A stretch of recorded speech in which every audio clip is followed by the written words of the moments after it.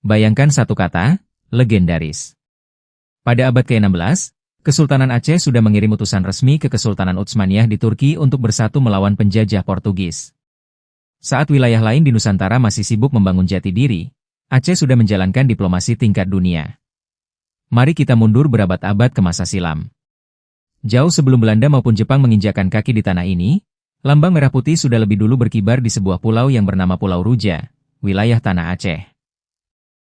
Mengapa pulau itu disebut Pulau Ruja? Karena di sana telah dikibarkan dua kain suci, satu berwarna merah, satu lagi berwarna putih. Di tanah inilah Sultan Iskandar Zulkarnain memerintah. Beliau menancapkan sebilah rencong ke tanah di Seulawah Agam, dan sebilah lagi di Seulawah Dara. Karena peristiwa itulah tanah kelahiran kita digelar dengan nama Tanoh Rencong. Dua kain merah putih yang pada mulanya terpisah selalu berkibar di angkasa Tanoh Rencong. Merah sebagai lambang keberanian berkorban, putih sebagai lambang kesucian niat dan keteguhan iman. Setelah Sultan Iskandar Zulkarnain berpulang ke Rahmatullah, dua kain itu kemudian disatukan oleh Syekh Ibnu Battuta, yang merupakan keturunan dari Sultan Iskandar Zulkarnain. Beliau menjahit kedua kain itu menjadi satu kesatuan, agar pesan sejarah itu tidak hilang dimakan zaman. Hingga pada masa itu, setiap kali rumah dibangun, selembar kain merah putih selalu diselipkan di sela-sela tiang bangunan, sebagai tanda bahwa semangat itu menyatu dengan jiwa penghuninya. Pada tahun 1942, saat pasukan Jepang mendarat di Lhoknga, Banda Aceh, rakyat Aceh dengan gagah berani mengibarkan kain merah putih di pinggir pantai, di tengah kabut dan bahaya. Di bawah bayang-bayang senapan tua dan tombak dari bambu runcing, itu bukan sekadar selembar kain, melainkan nyata sebagai tanda perlawanan. Ulama memimpin rakyat dengan khutbah dan keberanian, bukan dengan kekuasaan semata. Tanpa menunggu perintah dari pusat, rakyat Aceh telah menunjukkan jati dirinya sendiri. Mereka pada hakikatnya sudah memproklamasikan kemerdekaan versi mereka sendiri, atas nama tanah dan darah leluhur. Perlawanan rakyat Aceh melawan Belanda berlangsung begitu lama, hampir 30 tahun lebih, melebihi perang di wilayah manapun di Nusantara. Lahirlah tokoh-tokoh yang namanya kini dikenal hingga ke mancanegara, Kat Nyakdin, Kat Mutia, dan Laksamana Malahayati. Perempuan-perempuan hebat yang dengan berani mengangkat senjata demi mempertahankan kehormatan tanah airnya. Melangkah ke masa perjuangan mempertahankan kemerdekaan. Pada tanggal 16 hingga 17 Juni tahun 1948, rakyat Aceh menyumbangkan harta benda mereka, hingga terkumpul emas seberat sekitar 20 kg, yang kemudian dibelikan pesawat terbang pertama Republik Indonesia yang diberi nama Seulawah.